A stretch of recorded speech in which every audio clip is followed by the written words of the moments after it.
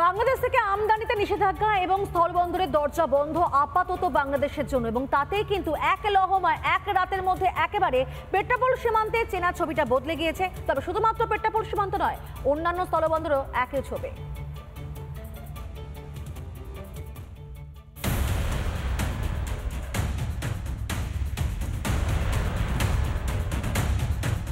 বাংলাদেশকে বাণিজ্যে ধাক্কা ভারতের।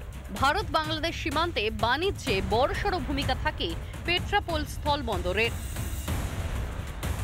প্রতিদিন গড়ে 250 থেকে 300টি ট্রাক বাংলাদেশ থেকে ভারতে ঢোকে পেট্রাপোল সীমান্ত দিয়ে। শনিবার কেন্দ্রের কড়া সিদ্ধান্তের পরই এখানকার রোজের ছবিটা বদলে গিয়েছে। আমরা সকাল 7টা থেকে রয়েছি এবং 7:30 পৌনে 8টা নাগাদ কয়েকটা গাড়ি এসেছিল, তারপরে আর সেভাবে গাড়ি লক্ষ্য করা যাচ্ছে না। আমি পেট্রাপোল বর্ডারের এই স্থলভাগের ছবিটা তোমায় দেখাচ্ছি। স্থলবন্দরে এখান থেকে আমদানি রপ্তানির সমস্ত প্রক্রিয়া হয়। ব্যবসায়ী রয়েছেন, একটু তাদের সাথে কথা বলবো। বলছি, আজকে কি এখানে গাড়ির সংখ্যা কম? গাড়ির সংখ্যা কম আজকে। অন্যান্য দিন কেমন থাকে? অন্য দিন মোটামুটি থাকে। আজকে তো একদমই নেই। একদমই নেই। তবে এই ধরনের সাবান, এই সাবানগুলো কিন্তু বাংলাদেশ থেকে ভারতের এই বর্ডার এলাকায় মূলত বিক্রি হয় এবং এগুলো আর ভারতের মাটিতে আসবে না, কারণ এইগুলো বাংলাদেশ পাঠাতে পারবে না। ওদের যা মন মানসিকতা তাতে বন্ধ করে দেয়াই ভালো। মানে আপনি বলছেন যা সিদ্ধান্ত নেওয়া হয়েছে সঠিক সিদ্ধান্ত। বাংলাদেশের অর্থনীতির অবস্থা অত্যন্ত খারাপ, মানছেন বাংলাদেশিরাই। তারা বলছেন ভারত সরকারের এই সিদ্ধান্তের পর বাংলাদেশের অর্থনীতি কোন জায়গায় গিয়ে দাঁড়াবে তা কার্যত চিন্তার ভাঁজ ফেলছে সকলের মধ্যে। পেট্রাপোলের পাশাপাশি রাজ্যের অন্যান্য স্থল বন্দর দিয়েও বাংলাদেশ থেকে আমদানিতে নিষেধাজ্ঞা জারি হয়েছে। দাদা, বাংলাদেশের সাথে তো ব্যবসা বন্ধ হলো, কি বলবেন? আমাদের ক্ষতিপূরণ দায়ীর জন্য এটা সরকার, আপনাদের সরকার দায়ী। তাহলে এখন আপনাদের সরকারের মতো অবস্থায় দায়ী, আপনারা কি করবেন? এখন তো সরকারের বিরুদ্ধে কিছু বলবেন না? দেখি আর কি করা যায়।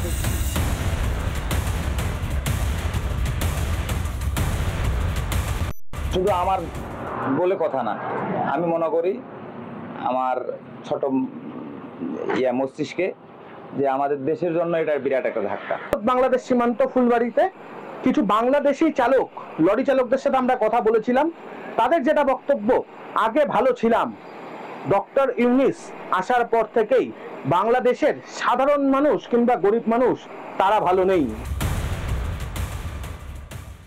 আমাদের বাংলাদেশ থেকে যে ইম্পোর্ট করা হতো রেডিমেড গার্মেন্টস, মহাদীপুর সহ অল বাংলাদেশের সঙ্গে যে উত্তরবঙ্গের সব বর্ডার দিয়েই রেডিমেড গার্মেন্টসটা বন্ধ করে দেওয়া হয়েছে। প্রতিটা মূলত বাংলাদেশেরই হবে। নতুন করে আর কোনো পোশাক আমদানি করবে না সম্ভবত ইন্ডিয়ান সরকার, এটা মোটামুটি আমরা লোকালি জানতে পেরেছি। রিপাবলিক বাংলা। বীরভূমে কোর কমিটির প্রথম দিনের বৈঠক ছিল এবং সেই বৈঠকেই বলা যায় ছন্দপতন, কারণ সেখানে হাজির ছিলেন না চন্দ্রনাথ সিনহা এবং সাংসদ শতাব্দী রায়, এবং তাতে কিন্তু একটা গুঞ্জন দেখা দিচ্ছে। যদিও তাদের তরফ থেকে আবার দাবি করা হচ্ছে কি সমন্বয়ের কোনো অভাব নেই, এটা শুধুমাত্র একটা হয়তো হালকাভাবে দেখছেন তারা।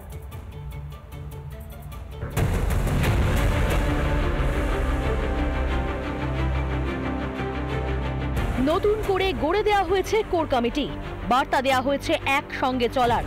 কিন্তু প্রথম দিনেই কি তাল কাটলো বীরভূম জেলা তৃণমূলে? বোলপুরের বৈঠকে 9 সদস্যের মধ্যে এদিন অনুপস্থিত ছিলেন সাংসদ শতাব্দী রায় ও মন্ত্রী চন্দ্রনাথ সিনহা। কেন কোর কমিটির গুরুত্বপূর্ণ বৈঠক এড়িয়ে গেলেন হেভি ওয়েট 2 নেতা নেত্রী? কেন ছন্দপতন? শতাব্দী রায় দিল্লিতে আছেন, যার জন্য তিনি আসতে পারলেন না, তিনি পরের সভা থেকে থাকবেন। আর আরেকজন চন্দ্রনাথ সিনহা, তিনি আগেই বলেছিলেন যে তার একটা পূর্ব নির্ধারিত খুব জরুরি বৈঠক আছে, সেই জন্যই আসতে পারেননি। একদিকে দল ঐক্যবদ্ধ বোঝাতে মরিয়া যুক্তি দিচ্ছেন চেয়ারপারসন, আরেকদিকে সোশ্যাল মিডিয়ায় নেতাকর্মীদের বেড়ি পড়াতে জারি হচ্ছে বিধিনিষেধ। দলের অন্দরের যে কেচ্ছা, সেটা যাতে না সামনে আসে, না প্রকাশ্যে আসে, তার জন্যও কিন্তু পদক্ষেপ নেওয়ার কথা বলা হয়েছে। সোশ্যাল মিডিয়ায় বিভিন্ন রকম বিভাজন সৃষ্টি করে যে বক্তব্যগুলো রাখা হচ্ছে, সেগুলোকে পরিপূর্ণভাবে দমন করা হবে। এদিকে কোন্দল থামাতে ভারসাম্যের রাজনীতিতে জোর দিল কোর কমিটি। কেষ্ট কাজল খুশি করা হলো দুজনকেই। 14 জুন সিউড়িতে আগাম পরবর্তী কোর কমিটি মিটিং এর ডেট ঘোষণা হয়েছে বা আমরা সিদ্ধান্ত নিয়েছি। তার পরবর্তী ক্ষেত্রে 28 জুন কোর কমিটি মিটিং, 9 সদস্যের কোর কমিটি এবং সেই কোর কমিটির বৈঠক হয়েছে এবং সেখানে যা সিদ্ধান্ত হবে সেটাই অনুব্রত মণ্ডলকে এখন মেনে চলতে হবে। এদিকে সূত্রের খবর, কোর কমিটির বৈঠক চলাকালীন মুখ্যমন্ত্রী ফোনে কথা বলেন অনুব্রতর সঙ্গে। বোলপুর থেকে মনোরঞ্জন চ্যাটার্জির রিপোর্ট, রিপাবলিক বাংলা।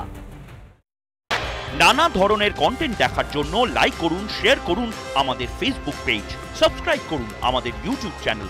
পাশাপাশি অন্যান্য ব্রেকিং নিউজের জন্য অবশ্যই চোখ রাখুন রিপাবলিক বাংলায়।